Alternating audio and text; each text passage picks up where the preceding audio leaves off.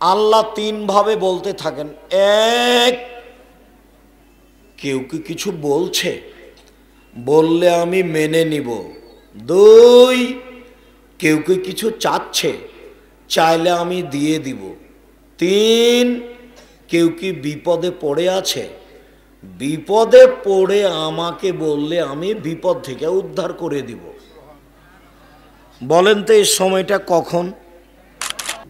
এক, ঘুম থেকে উঠে বলবেন লা ইলাহা ইল্লাল্লাহু ওয়াহদাহু লা শারীকা লাহু লাহুল মুলকু ওয়া লাহুল হামদু ওয়া হুয়া আলা কুল্লি শাইইন কাদির ওয়া সুবহানাল্লাহি ওয়া আলহামদুলিল্লাহি ওয়া লা ইলাহা ইল্লাল্লাহ আল্লাহু আকবার ওয়া লা হাওলা ওয়া লা কুওয়াতা ইল্লা বিল্লাহ। এখন যে দোয়া করবেন সেটাই কবুল হবে, যেটাই করবেন সেটাই কবুল হবে। বুঝা গেল না মনে হয়? এক। দুই, উসমান ইবনে আবিল আস রাদিয়াল্লাহু তাআলা আনহু বলেন, রাসূল সাল্লাল্লাহু আলাইহি সাল্লাম বলেছেন, ফতিহাত আবওয়াবুস সামায়ে নিসফাল লাইলে, রাত যখন অর্ধেক হয় তখন আকাশের সব দরজা খুলে দেওয়া হয়। রাত যখন অর্ধেক হয় তখন আকাশের সব দরজা খুলে দেওয়া হয়। ওয়া ইউনাদি মুনাদিন মিনাস সামায়ে, তারপর আকাশ থেকে চিৎকার করে বলতে থাকেন, হালমিন দাইন ফাইস্তাজাবু লাহু, কেউ কি কিছু কেউ কি কিছু বলছে, যে যা বলবে তার কথা মেনে নেওয়া হবে। কেউ কি কিছু বলছে, ওপর থেকে চিৎকার করে বলছেন রাত 12টার পরে, কেউ কি কিছু বলছে, যা বলছে সেটাই মেনে নেওয়া হবে। তারপরে হালমিন সাইলিন ফাইউতা, কেউ কি কিছু চায়, যে যা চায় তাই দিয়ে দেওয়া হবে, যে যা চায় তা তাকে দিয়ে দেওয়া হবে। হালমিন মাকরুবিন ইউফরাজান হো, কেউ কি কোনো বিপদে পড়ে আছে, যে বিপদের কথা বলবে আমি আল্লাহ তাকে বিপদ থেকে উদ্ধার করে দিব। আবার খেয়াল করেন, একটু খেয়াল করেন তো মুরব্বী, আপনি আমার দিনী ভাই, একটু খেয়াল করেন তো। আপনি রাত 12টা থেকে নিয়ে ভোর পর্যন্ত সময়ে যে কোনো সময় উঠে যদি আপনি কিছু বলেন সেটা আল্লাহ কবুল করবেন। আল্লাহ তিনভাবে বলতে থাকেন। এক, কেউ কি কিছু বলছে, বললে আমি মেনে নিব। দুই, কেউ কি কিছু চাচ্ছে, চাইলে আমি দিয়ে দিব। তিন, কেউ কি বিপদে পড়ে আছে, বিপদে পড়ে আমাকে বললে আমি বিপদ থেকে উদ্ধার করে দিব। বলেন তো এই সময়টা কখন?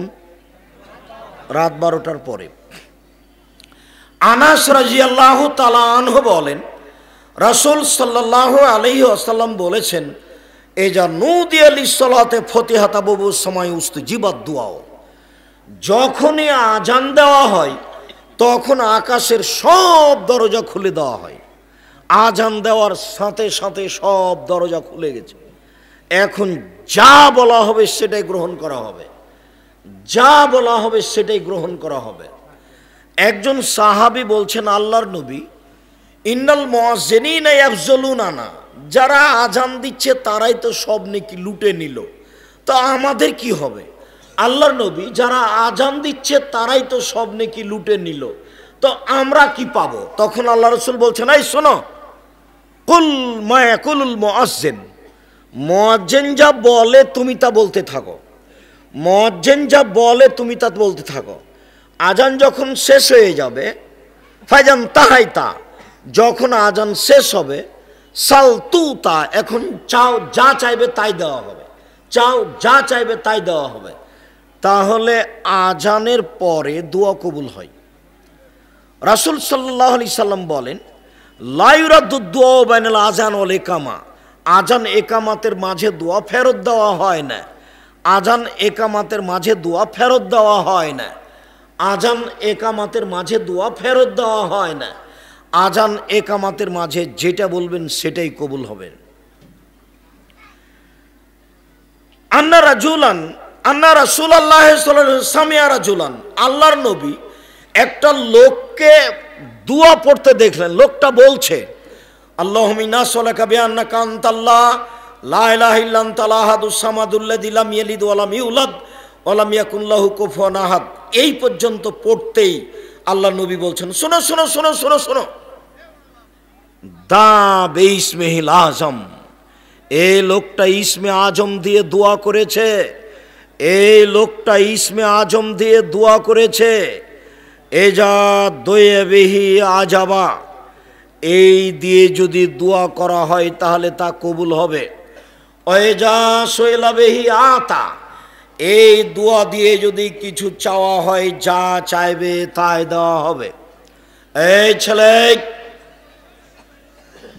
একটু থামো, আমরা আলোচনার শেষের দিকে চলে এসেছি।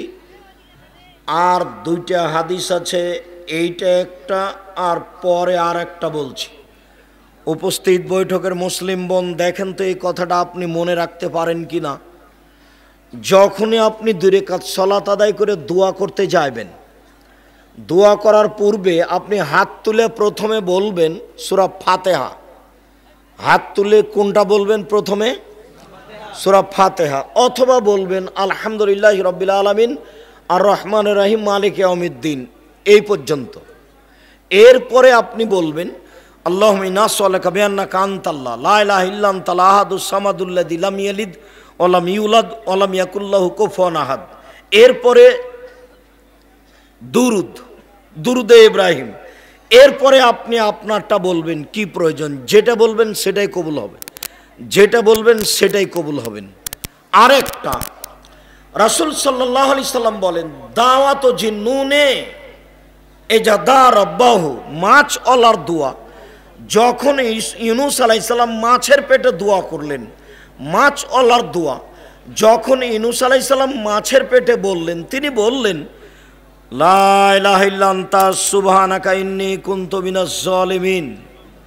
আল্লাহ রাসূল বলছেন, যে কোনো মানুষ যে কোনো বিপদে, যে কোনো পুরুষ নারী যে কোনো বিপদে যদি এই দোয়াটা পড়ে, তাহলে যে কোনো ব্যাপারে তার দোয়া কবুল হবে। এইটা আপনি আগে বলবেন, তারপর আপনি আপনার প্রয়োজনটা বলবেন, ইনশাল্লাহ কবুল হবে। এই কথা মুহাম্মদ সাল্লাল্লাহু আলাইহি সাল্লাম বলেন। তবে সূর্য ঢোলার পরপরই, একেবারেই সূর্য ঢলে গেছে, আজান দিবে জোহরের, এই সময়ে তাড়াহুড়া করে সুন্দর করে ওযু করে 4 রাকাত সালাত আদায় করে বলবেন, জোহরের পরে যা বলবেন সেটাই কবুল হবে, যা বলবেন সেটাই কবুল হবে। তবে সাধারণত বোঝা যাচ্ছে যে রাতের 3 ভাগের 2 ভাগ পার হওয়ার পরে বললে বেশি কবুল হবে। রাতের 3 ভাগের 2 ভাগ পার হওয়ার পরে বললে বেশি কবুল হবে। রাসূল সাল্লাল্লাহু আলাইহি সাল্লাম বলছেন, ইন্না মিল লাইলি লা সাআতান, নিশ্চয় রাতে একটা সময় রয়েছে, লা ইয়াফিকুহা আব্দুল মুসলিম, যে কোনো পুরুষ যে কোনো নারী ওই সময়ে আল্লাহকে কিছু বলে, যা বলে তাই কবুল হবে। এইবার একটু বলার পদ্ধতি, সুন্দর করে ওযু করে নিয়ে 2 রাকাত সালাত আদায় করে সালাম ফিরে আপনি হাত তুলে বলতে পারেন, আমার দিকে দেখেন, আল মাসআলাত, স্বাভাবিকভাবে হাত তোলা হচ্ছে এইভাবে। আপনারা মুসলিম বোন দেখতে পাচ্ছেন কি? স্বাভাবিক হাত তোলা হলো এইটা। আর ইস্তেগাসা মানে আরো বেশি বিনয়ের সাথে বলছেন, এটা এইটা। আর যদি খুব বিনয়ের সাথে বলেন ইবতেহাল, দেওয়াই লাগবে, এখনই দিতে হবে, তাহলে এইভাবে। তবে পানি চাওয়ার জন্য হলে এইভাবে। স্বাভাবিক চাওয়া, আরো বেশি করে চাওয়া, ইবতেহাল, আমাকে দিতেই হবে, এখনই দিতে হবে, দেওয়াই লাগবে। সালমান ফারসি রাদিয়াল্লাহু তাআলা আনহু বলেন, রাসূল সাল্লাল্লাহু আলাইহি সাল্লাম বলেছেন, ইন্না রাব্বাকুম হাইয়ুন করিম, নিশ্চয় তোমাদের প্রতিপালক লজ্জাশীল, বড় দানশীল, বড় লজ্জাশীল।